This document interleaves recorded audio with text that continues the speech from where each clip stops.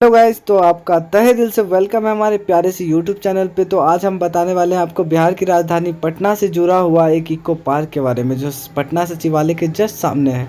तो आज हम जानेंगे कि पटना में जो इको पार्क है ये किस चीज़ से संबंधित है। तो पहले इसका समझिए कि यहाँ का जो इन्वायरमेंट है वो काफ़ी ज़्यादा प्योरीफायर है, यानी कि काफ़ी शुद्ध है। यहाँ का इन्वायरमेंट आप देख सकते हैं किस तरह से हरा भरा पूरा भरा हुआ है। और सामने में एक मूर्ति है जो काफ़ी लंबा चौड़ा है, जो काफ़ी ये दर्शाता है कि महावीर के समय में किस तरह के अवशेषों का ज़्यादातर उत्खनन किया जाता था और इनके सामने का किस तरह के मूर्तियों का निर्माण हुआ करता था। तो ये सब हमें ये इको पार्क बताता है।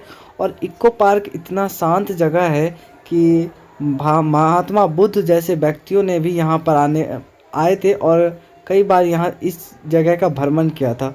तो इससे पता चलता है कि महावीर स्वामी और भगवान बुद्ध जो है यहाँ पर दोनों लोगों ने कई सारे सभाएं भी की है, जो पाटलिपुत्रा के नाम से जाना जाता था। आधुनिक समय में अभी पटना कहा जाता है, जो बिहार की राजधानी है। और यहाँ का सबसे मुझे अच्छा बात लगा यहाँ का एनवायरनमेंट, क्योंकि यहाँ सबसे ज़्यादा मुझे इन्वायरमेंट इतना ज़्यादा अच्छा लगा, आने का मन नहीं कर रहा था यहाँ से यार। एक बार आप लोग ज़रूर यहाँ का एक्सपीरियंस, इतना बेटर लगा, इतना अच्छा फील हुआ यहाँ पे यार, क्या बताऊँ मैं तुम लोग को। लेकिन एक बार ज़रूर आप घूमो पटना सचिवालय के जस्ट सामने ये इको पार्क है। और हम लोग नेक्स्ट आगे बढ़े और महावीर जो जैन धर्म से संबंधित है उनके उपदेश, जीवन चक्र और तीर्थंकर के बारे में। का जन्म 540 ईसा पूर्व में कुंड ग्राम वैशाली में हुआ था, ठीक है।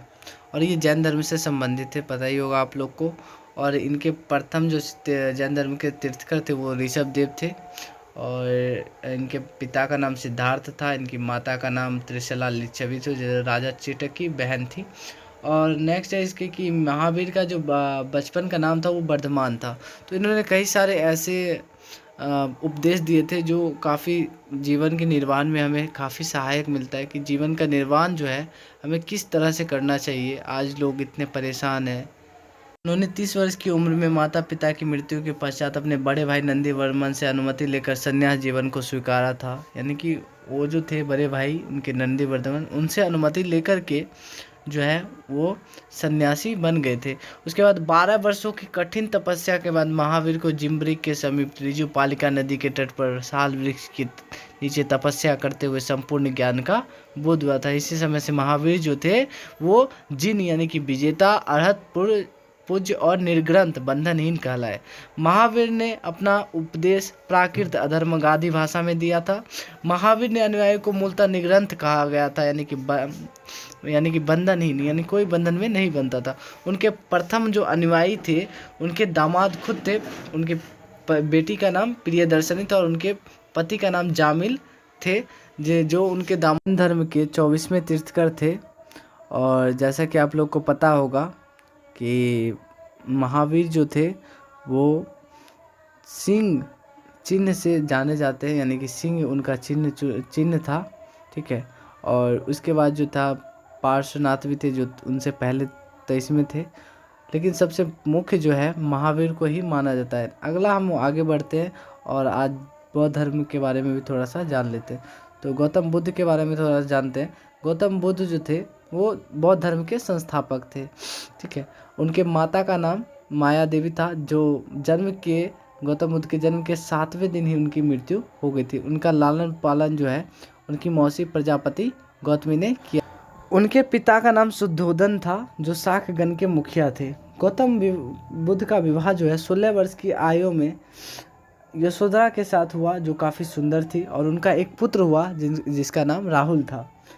सिद्धार्थ जब कपिल वस्तु के सैर पर निकले तो उन्होंने निम्न 4 दृश्यों को क्रमशः देखा। पहला उन्होंने बूढ़ा व्यक्ति को देखा और एक बीमार व्यक्ति को देखा। और तीसरा सब, यानी कि मृत्यु, जो इंसान मर जाता है उसको सब बोला जाता है उसके शरीर को। और चौथा जो था एक सन्यासी को देखा। सांसारिक समस्याओं से व्यथित होकर, यानी पूरा संसार में उन्होंने समस्याओं को देखा, तो 29 वर्ष की अवस्था में गृह त्याग किया, जिसे बौद्ध धर्म में महाविनिष्क्रमण कहा जाता है। बाद में उनका जो है निर्माण हो गया, यानी कि मृत्यु उनका जब हुआ वो हुआ 413 83 शाहपुर में, जो कुशीनगर उत्तर प्रदेश में है, वहाँ पर उन्होंने भोजन ना करने उपवास रख कर के जो है उनका उपवास रखने के क्रम में जो है मौत हो गया था, जिसे बौद्ध धर्म में महापरिनिर्वाण कहा जाता है। बौद्ध धर्म और जैन धर्म से कुछ सीख लेना चाहिए और हमें मानवता का हमेशा परिचय देना चाहिए। कोई इंसान अगर नंगा है, भूखा है, तो उसे कपड़ा और खाने के लिए सामान देना चाहिए। तो आज का ब्लॉग यहीं पे हमारा ख़त्म होता है और हम लोग भी अपने चलते हैं। तो आप लाइक, शेयर और सब्सक्राइब करना ना भूलें चैनल को। Thank you so much all of you guys.